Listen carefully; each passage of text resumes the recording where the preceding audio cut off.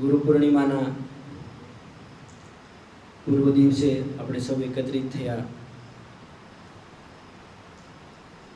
અને આમ તો સૌ ભક્તને માટે, સૌ સેવકગણને માટે, સૌ શિષ્યોને માટે એક અનેરો પ્રસંગ હોય ગુરુ પૂર્ણિમાનો.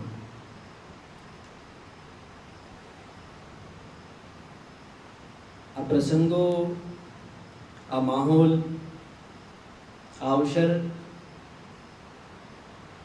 આપણને શું બોધ આપે, શું સંકેત આપે?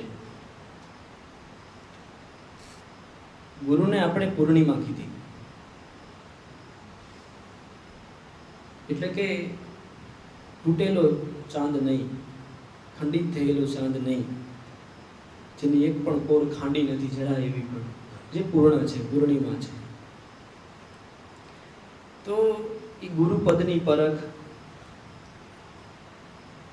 એ પૂર્ણ જે પ્રકાશનો સ્ત્રોત છે, જે પૂર્ણ જ્ઞાનનો સ્ત્રોત છે.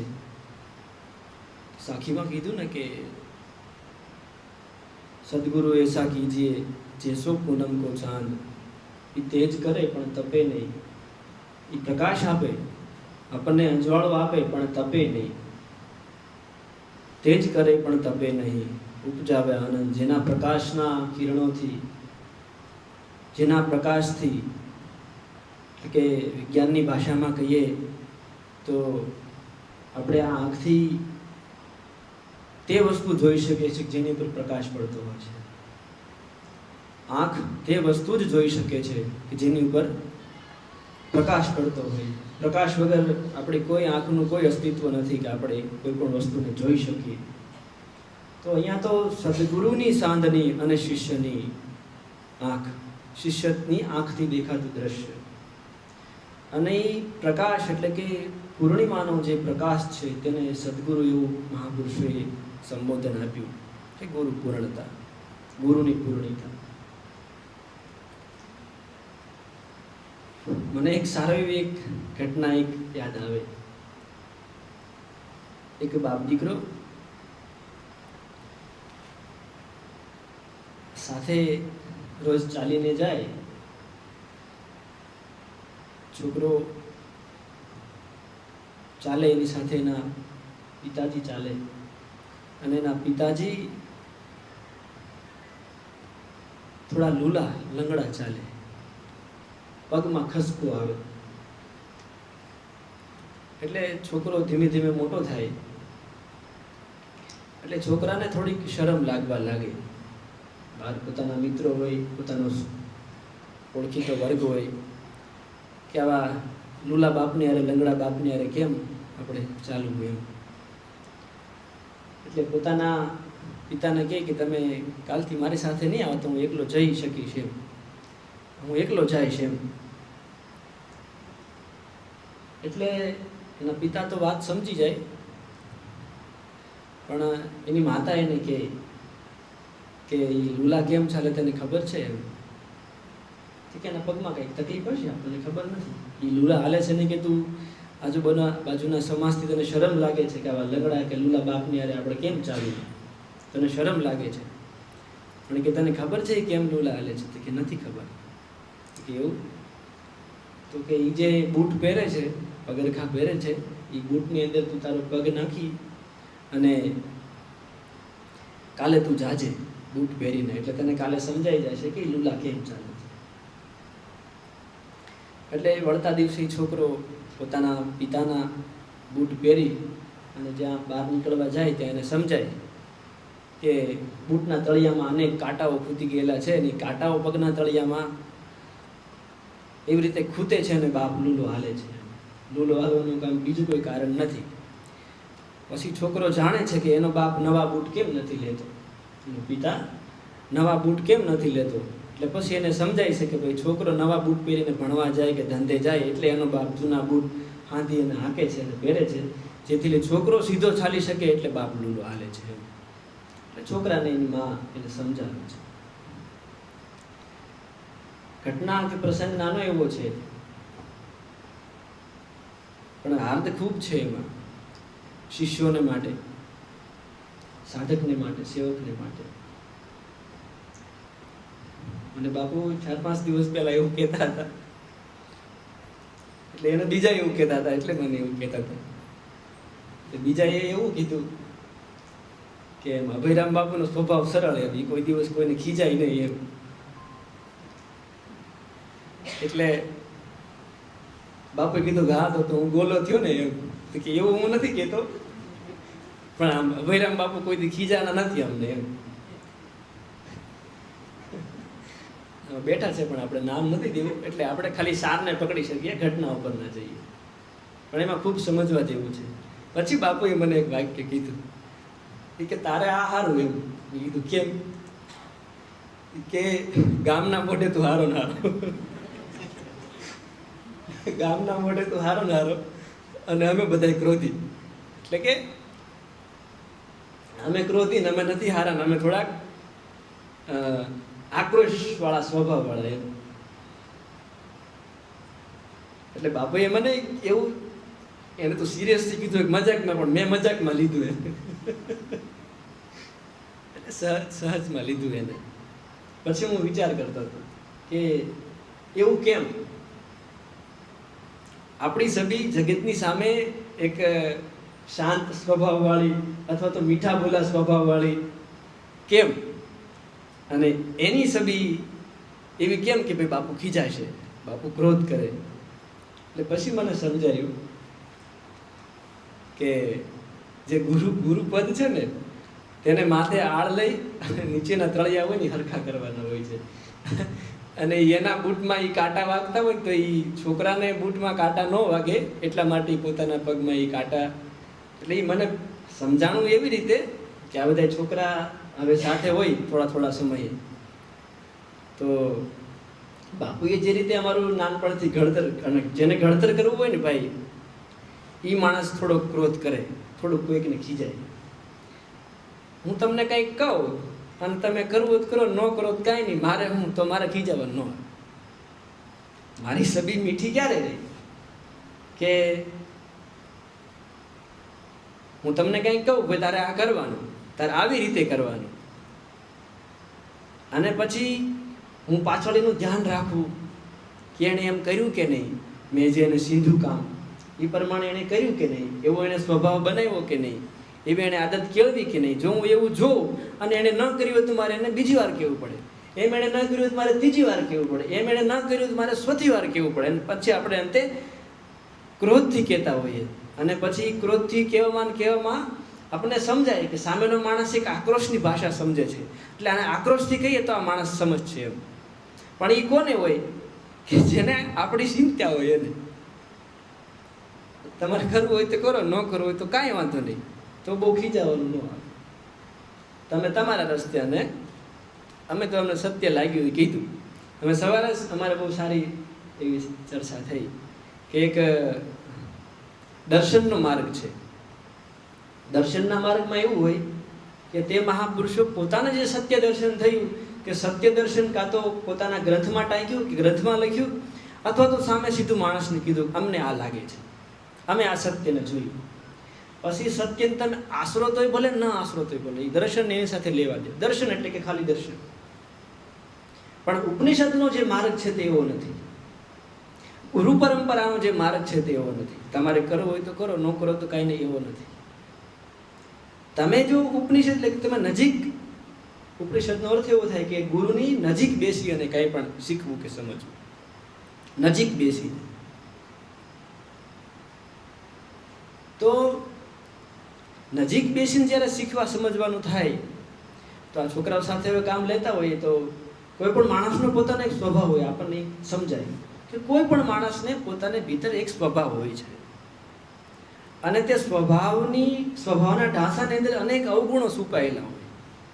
એ અવગુણોને જે વ્યક્તિ દૂર કરી શકે, આપણા ભીતરી સ્વભાવની અંદર જે અનેક અવગુણો છુપાયેલા હોય, તે અવગુણને દૂર કરવાનું કામ ગુરુ કરે છે.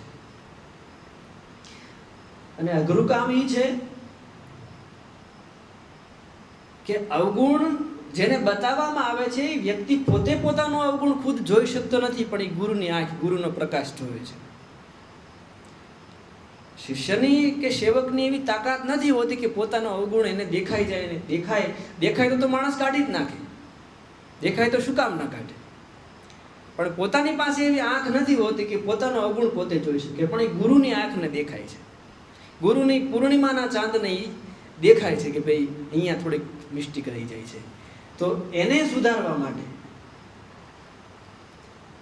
એને વ્યવસ્થિત કરવા માટે ગુરુને જે આકરા નિર્ણયો લેવા પડે ને, એ ગુરુની ઘણી આપણે જોયું કે સ્વામી દયાનંદ સરસ્વતી એટલું બધું નામ જગતમાં પ્રખ્યાત કર્યું, પણ એના પાછળના મૂળને જોવા જાય તો ખબર પડે કે એ તો કોઈ બિરજાનંદ જેવો કોઈ યોગી પુરુષ હોય જે હિમાલયની કંદરાઓમાં રહી અને તીવ્ર અને કઠિન નિયમોવાળી સાધના કરતો હોય અને એ તીવ્ર નિયમોમાંથી કંઈક ફળ પાકીને આવે ત્યારે જગત સુધી પ્રસરતું હોય. એટલે કે મૂળને જોવાની દ્રષ્ટિ બધાય પાસે નથી હોતી.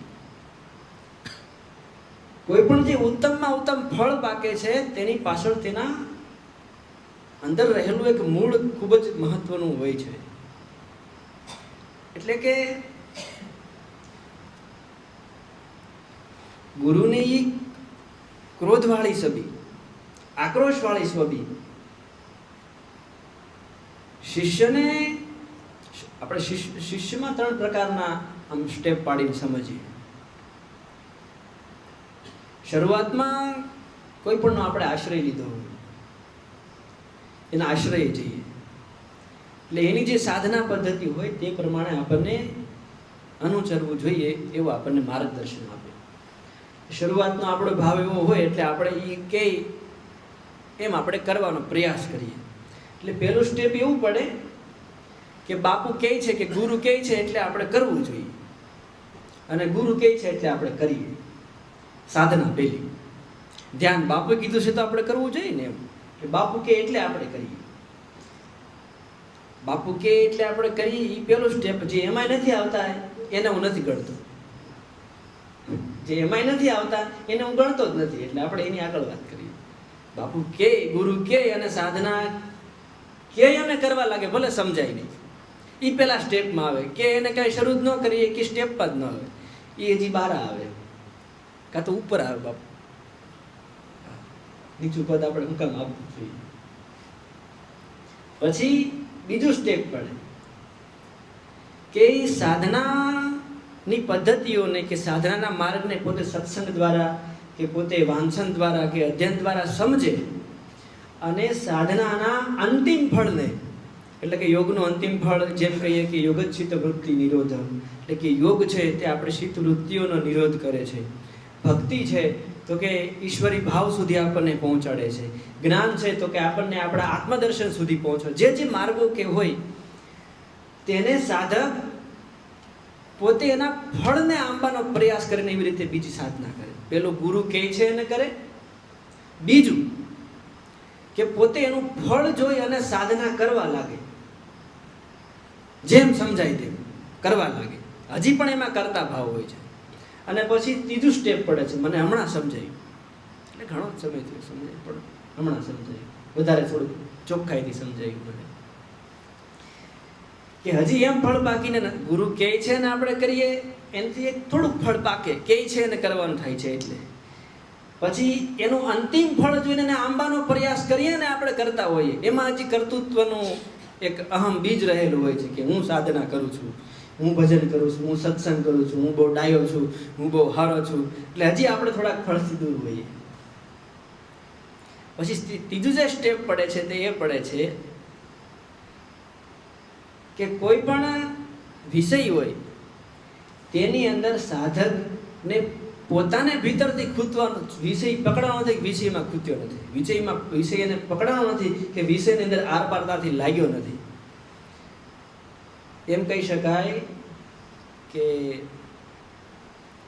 શરૂઆતમાં આપણે સમજ્યા હોઈએ શાસ્ત્રોના માર્ગેથી, સંતો પરમ મહાપુરુષો કે ગુરુજનોની પરંપરાથી કે માણસને કામ વાસના કે ઈચ્છાઓનો ત્યાગ કરવો જોઈએ. માણસને કામ વાસનાઓનો, ઈચ્છાઓનો ત્યાગ કરવો જોઈએ. એટલે આપણે એ પ્રમાણે કરવાનો પૂરેપૂરો પ્રયાસ કરીએ અને આપણે સંપૂર્ણ જાગૃતતાથી કરવાનો પ્રયાસ કરતા હોઈએ કે હા, હું એટલું સંયમ પાળું છું, હું એટલું કામ વાસનાને ત્યાગું છું, હું એટલી ઈચ્છાઓથી દૂર રહેવાનો પ્રયાસ કરું છું, હું ખોટી વસ્તુનો સંગ નથી કરતો. એમાં જે આપણે છોડ્યું જ હોય પણ એમાં જે કરતા પણ મેં જે આ કર્યું છે એ હોય.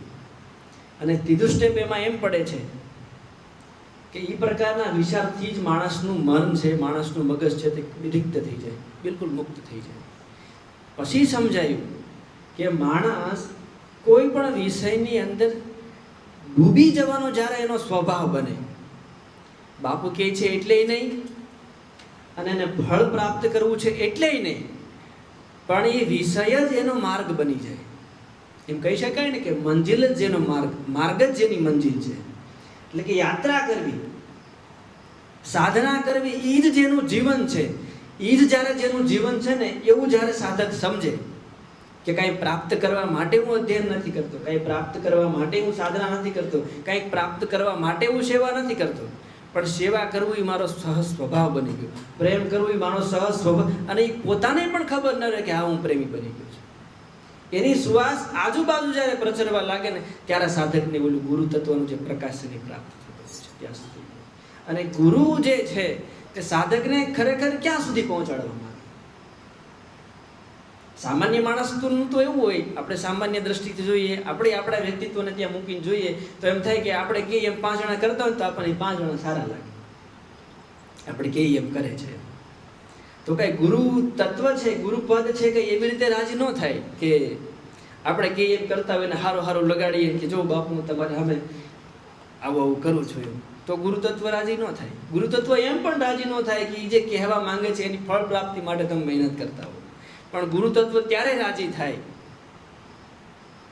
કે એ જે કહેવા માંગે છે, એ જે સમજાવવા માંગે છે તે સમજવા માટેનો શિષ્યનો, સાધકનો પોતાનો નિજી સ્વભાવ બની જાય કે આ સાધના છે એ જ મારો માર્ગ છે, એ જ મારું અંતિમ લક્ષ્ય છે. અને આજે મથામણો હોય ને ગુરુની કે ક્રોધ, ઘણા ગુરુઓ વિશે મેં એવું સાંભળ્યું છે કે એનો સ્વભાવ બહુ કડક હતો, ખૂબ હુકમ હતો, એ ખૂબ ખીજાતા હતા. પણ કોના માટે ખીજાતા હતા? હું એવું જોઉં મારા નિજી જીવનમાં કે આપણે એક પણ કોઈ પણ માણસની એક પણ કુટે હું નથી બદલી શક્યો. નિજી જીવનનું કહું તો આપણે કોઈની કુટેવ બદલી ન શીખ્યા. આપણે ક્રોધ કે કોઈને આપણે કંઈ ઠોસતાથી કેવું નથી, કોઈના હું કામ કોઈ સુધારો ના. પણ જ્યાં સબી આપણને ક્રોધવાળી લાગે, જ્યાં આક્રોશવાળી લાગે, ત્યાં ખરેખર આપણા માટે જે માણસ, અને હું તો ગુરુ તો એને જ કહી શકાય કે જે આપણા સ્વભાવ અમુક કામ કરતા હોય. ગુરુ એને કહી શકાય કે જે આપણા સ્વભાવ માટે જે મહેનત કરતા હોય એને ગુરુ કહી શકાય. કે આપણી શું ખામીઓ છે, આપણે ક્યાં કેવી રીતે સાધના કરીએ છીએ, આપણું શું વલણ છે, આપણા વાણીની પાછળનો અર્થ શું છે, આપણા વાક્યોની પાછળ એટલે કે આપણે જે વર્ડ બોલતા હોય, જે અક્ષર બોલતા હોય એની પાછળનો ટોન કેવો છે, તે એક એક નાનામાં નાની જે ક્ષતિઓ છે તેને દૂર કરવાનું જે કામ કરે છે તે ગુરુપદ કરે છે. અને એ ગુરુપદ કરે છે એટલે આપણને અલગ અલગ આવી છબીઓ દેખાતી હોય, કારણ કે એના છોકરાને સીધો ચલાવવો છે એટલે પોતાના પગમાં કાંટા વાગે ને એની એને ચિંતા, એને પીડા થતી નથી. આ ગુરુપદ છે. પણ આ ક્યારે સમજાય છે કે જ્યારે સાધક પોતાના હૃદયથી, પોતાના અંતસ્કરણથી પૂરેપૂરો જ્યારે અહમથી મુક્ત થાય. અને અહમથી મુક્ત થવા માટેના જે માર્ગો હોય, સેવા, દાન, વ્રત, તપ, જેટલા માધ્યમો હોય તેનો સાધક પોતે માર્ગે ચાલવાનો પ્રયાસ કરે, તેને પામવાનો પ્રયાસ કરે. હૃદયને જ્યારે પરિશુદ્ધ કરતો થાય ત્યારે એને સમજાય કે આ ગુરુપદ છે, કે આ ગુરુ છે તે છે શું ખરેખર. એટલા માટે દાસી જીવન કહે છે કે અમારામાં અવગુણ ગુરુજીના ગુણ લાગણા, અમારા અવગુણ સામું મત જોઈ, અમારા અવગુણ ગુરુજીના ગુણ લાગણા. બોલો.